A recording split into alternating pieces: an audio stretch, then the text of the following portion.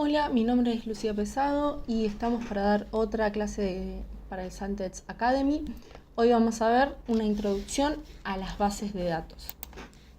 Para eso vamos a arrancar con nuestra agenda del día de hoy. Vamos a ver qué es una base de datos y vamos a tratar de entender por qué necesitamos una base de datos. Vamos a través de la historia, ir viendo cómo surge el concepto de sistema de gestión de base de datos también. Y vamos a arrancar. ¿Qué es una base de datos? La diapositiva está vacía porque quiero que primero piensen un segundo qué es lo que ustedes entienden por base de datos, si lo escucharon, qué se imaginan. Voy a tratar de darles una definición un poco menos estructurada, después vamos a pasar a una definición real. Y bueno, una base de datos es un lugar donde se almacena información. Se almacena información de manera organizada, como si fuese una especie de gran biblioteca, y donde esta información puede ser cualquier cosa.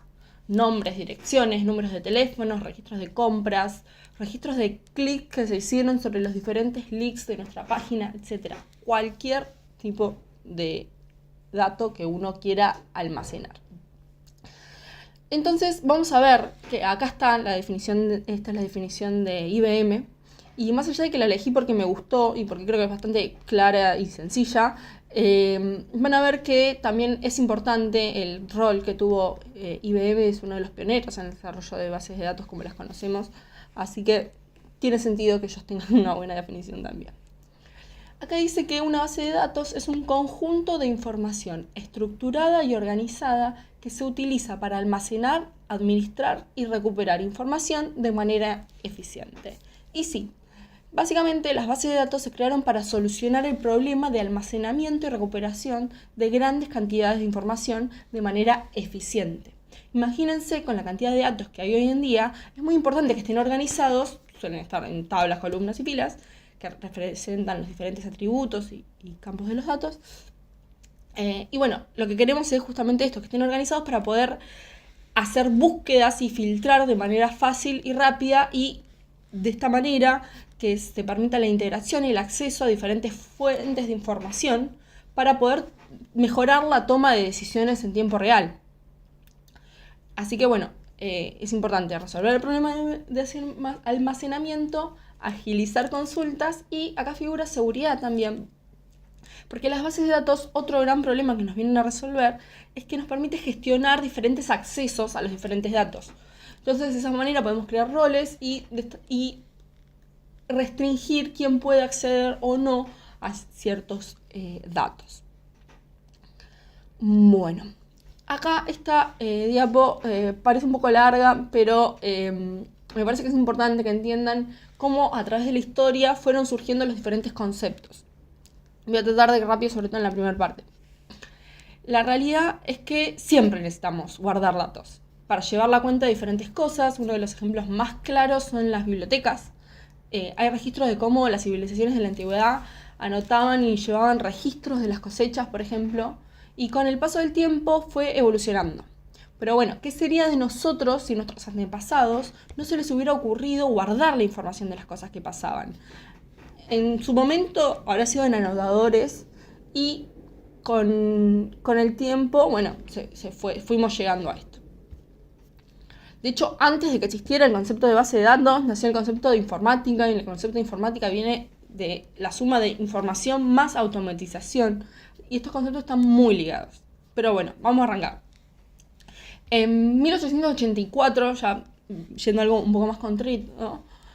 Hermann Hollerith desarrolló el tabulador electromagnético de tarjetas perforadas. Y esto tenía el fin de ayudar en resumir la información y la contabilidad. Esto se hizo porque Hermann se dio cuenta que las preguntas de los campos de los censos, la mayor parte se contestaba con un sí o con un no. Entonces generó estas tarjetas perforadas, una especie de cartulina que, según si estuviera perforada en un lugar o en otro, determinaban, según la posición, si era sí o no a cada pregunta, ¿no? La tarjeta tenía unas 80 columnas. Y bueno, esto fue muy importante porque el gobierno de los Estados Unidos, con esta máquina tabuladora de Hollerith, que algunos hasta la consideran la primera computadora, La utilizaron para hacer el primer censo, el de 1890. Y se tardaron solamente 3 años en obtener los resultados del censo, versus que antes se tardaban como 10. Esto se agilizó un montón. De hecho, Hollerith es el que fundó después una empresa llamada Computing Tabulating Recording Company, que luego se pasó a llamar International Business Machine Corp, que luego fue adquirida por IBM. Así que bastante volvemos a que IBM es uno de los pioneros en este sentido, y ya vamos a seguir avanzando con esto. Bueno, ya un poquito más acá, en 1950, Oberlin Smith es a quien se le atribuye la creación de las cintas magnéticas que se utilizaron para automatizar la información. Y bueno, el mayor problema es que se podía almacenar únicamente de forma secuencial, porque era justamente una cinta. No se podía ir para atrás sencillamente, o ir saltando de un lugar a otro. En la década de los 60 ya las computadoras empezaron a bajar de precio y se popularizó la persistencia de datos en discos duros, ¿no?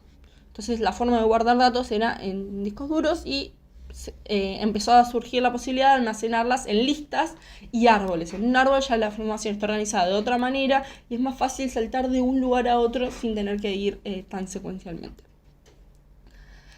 Y bueno, después en la década de los 70, es cuando surge realmente todo esto, todos los conceptos y las ciencias tienen un padre, y en este caso el padre de las bases de datos es Edgar Codd.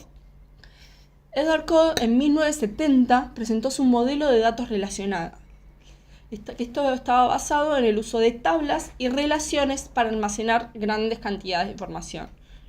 No sé si les suena, pero hoy en día la forma que mejor almacenamos datos es en tablas, incluso en Excel. Así que bueno, surge acá. En 1970 IBM desarrolló ya el primer sistema de gestión de base de datos comercial, que se llamaba System R. Este sistema estaba utilizado por IBM de forma interna, ¿no? Fue creado para eso. Pero bueno, después se dieron cuenta que estaba bueno y lo empezaron a vender a clientes externos como un motor de base de datos. Y un motor de base de datos es el cerebro que hay detrás de la base de datos. Es el programa de software que se encarga de hacer que todas las tareas necesarias para manejar y administrar los datos que se almacenan en una base de datos. Entonces surge este primer gran concepto. Y un par de años después, en el 79, Oracle Corporation lanzó su primer sistema de gestión de bases de datos relacionales, ya comercial, o sea, estaba directamente pensado para ser vendido. Se llamaba Oracle Database, y este fue el primero en utilizar el sistema, el lenguaje de consultas estructurado, que es SQL, como si fuese un lenguaje de programación estándar para interactuar con esa base de datos. El sistema de gestión de base de datos lo que hace es proporcionar una interfaz al usuario para los administradores de las bases de datos y los usuarios finales, y que puedan interactuar de esa base de datos de una manera más sencilla, realizar consultas, modificar datos, etc. Y bueno, ya en los 90 empezaron a surgir bases de datos no relacionales, como las bases de datos orientadas a objetos, que bueno, incluso en la actualidad tienen bastante éxito al momento de ejecutar datos complejos. Y bueno, empiezan a aparecer diferentes bases de datos no relacionales que no vamos a ver específicamente en este curso, porque sería irnos bastante por las ramas, siendo que lo que necesitamos en realidad son las bases de datos SQL, son las más utilizadas, y con esos conceptos después se podrán trasladar en un futuro a otros. Pero bueno, se podrían agregar también las bases de datos distribuidas o en las nubes, que vinieron ya mucho después, ya en este nuevo milenio, que nos brindan los proveedores como AWS. Pero bueno, vamos a dejar la historia acá, con que empezaron a crear bases de datos no relacionales, y no vamos a hacer tanto foco en eso. Sí les quiero mostrar, porque la diapositiva anterior la usamos para ir cronológicamente por diferentes conceptos, como son los motores de base de datos. que son el componente principal, y los gestores de bases de datos y el lenguaje para interactuar con las bases de datos SQL. Y bueno, acá tenemos algunos de los gestores más conocidos. No quería cerrar esta clase sin que vean estos sistemas de gestión de bases de datos los más conocidos. Tenemos SQLite, MariaDB, MySQL. MariaDB es como la versión open source más conocida. Postgres, estas son todas versiones SQL, o sea que son diferentes gestores para bases de datos relacionales, que es lo que vamos a ver en el curso. Nosotros particularmente vamos a estar usando MySQL. Y bueno, después tenemos también algunas otras como para que vean que existen, como MongoDB, Cassandra, Redis, Elasticsearch. Son otras bases de datos muy conocidas que probablemente las vayan a escuchar, pero estas son bases de datos no relacionales y no son las que vamos a ver en este curso. Así que bueno, vamos a hacer un stop acá.